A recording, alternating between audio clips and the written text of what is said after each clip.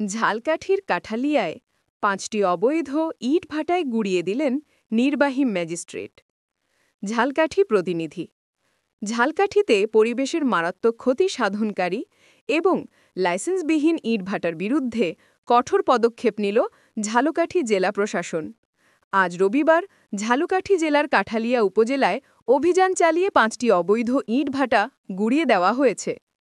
ঝালকাঠি জেলা প্রশাসকের কার্যালয়ের নির্বাহী ম্যাজিস্ট্রেট কামান্না ইসমিন মেরিনা এই অভিযানের নেতৃত্ব দেন। এ সময় তার সঙ্গে ছিলেন পরিবেশ অধিদপ্তর, ঝালকাঠি কার্যালয়ের সহকারী পরিচালক অঞ্জুমান নেসা এবং ফায়ার সার্ভিসের একটি দল।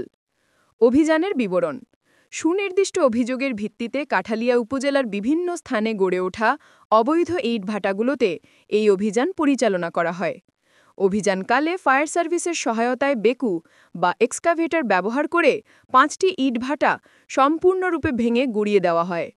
পরিবেশ অধিদপ্তর সূত্র থেকে জানা গেছে, এই ভাটাগুলো পরিবেশ ছাড়পত্র ও প্রয়োজনীয় আইনানুগ প্রক্রিয়া ছাড়াই দীর্ঘদিন ধরে কার্যক্রম পরিচালনা করে আসছিল, যা পরিবেশ দূষণ ও ফসলি জমির জন্য মারাত্মক ক্ষতিকর। এইচ.এম. নাসির উদ্দিন, ঝালকাঠি প্রতিনিধি।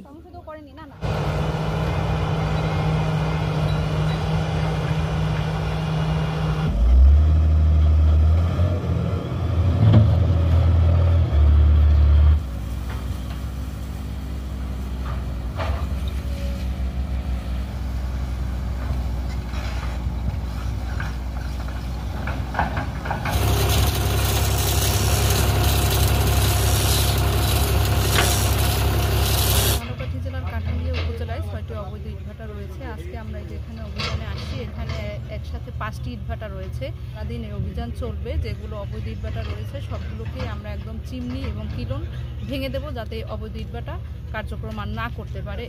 এই অবৈধ ইটভাটার কারণে আপনারা দেখেছেন এখানকার বায়ু দূষণ হচ্ছে, এখানে শিক্ষা প্রতিষ্ঠান রয়েছে।